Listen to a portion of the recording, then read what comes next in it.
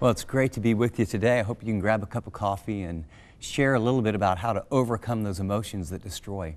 And we've talked about the psychological aspects. We did a little Bible study in our last time together. I'd like to talk to you today about how to stop anger before it starts. Okay, what I mean by that is there are some ways that we live. I mean, it's unconscious. We just live in certain ways that set us up to be way more angry than God ever intended. And so what we've learned from research is that the higher the stress is in your life, the quicker you become angry and the more difficulty it does in terms of all your relationships. And so I'm going to give you 5 or 6 ways. If you have a pencil or a pen, why don't you pull it out? I'm going to give you real specific ways to minimize the stress in your life and to reduce the anger. Number 1, eliminate hurry. Isn't that great? Ruthlessly eliminate hurry from your life. I'll never forget the day I heard Dallas Willard say that. And I realized I was always in a hurry, always in a hurry, always in a hurry. When you're in a hurry, driving, shopping, working, multitasking, you're always on the verge of getting angry of someone interrupting you. Go into training to eliminate hurry from your life. I used to be the last one onto the plane. I used to make it just in time for this. I used to weave between traffic because I knew I get off at this exit and the light turns green and this. And then I realized I saved like 37 seconds and I brought all this stress. For 2 years, and this sounds crazy, but I mean, I was in need. I drove in the right lane on the freeway for 2 years and just said, you know something, I'm gonna let people pass me and I'm just gonna live a life. I'm gonna get at the airport an extra 20 or 30 minutes early.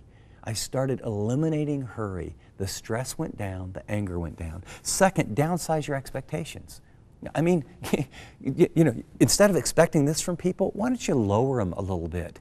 And then what you'll find is you won't be so uptight and you won't be so reactionary. So eliminate hurry, downsize expectations, learn to say no. Some of you are angry because out of guilt, people say, would you help with this? Can you do this? Can you do this? Can you do this? Can you do that? Can you do this? And you say yes, yes, yes, yes. Then you get home and you go, I don't want to do that. But you didn't say no. Learn to say it kindly and nicely. I'll never forget, it was one of the first books, and Chuck Swindoll went to school where I went to school, and he'd become a friend through the NRB, and I thought, wow, if Chuck Swindoll would do the foreword of one of my books, wouldn't that be great? And you know, he's been very kind and sort of a coach to me over the years, and I asked him, and I got this really nice letter back from him. Chip, I'm so proud of you, and things are going really great, and you know, I'm behind you 100%, wish I could do this, really affirm me, but he said no. I mean, he gets thousands of those requests, and not that he didn't care, but what I learned was we need to say no kindly and firmly and do less.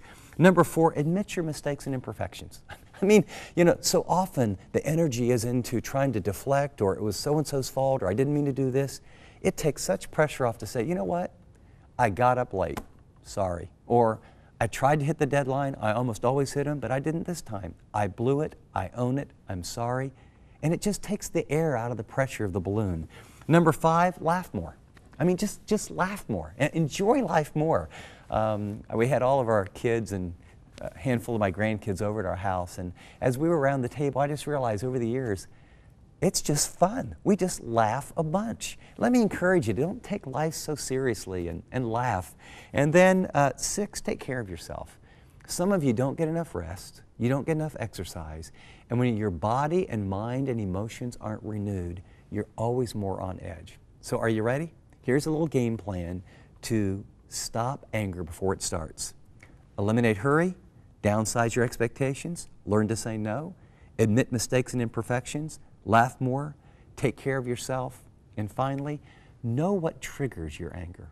Know what specific situations are really going to cause you to potentially go off, and in advance, set yourself up so you don't get in those situations. Hey, God bless you. We'll see you next time.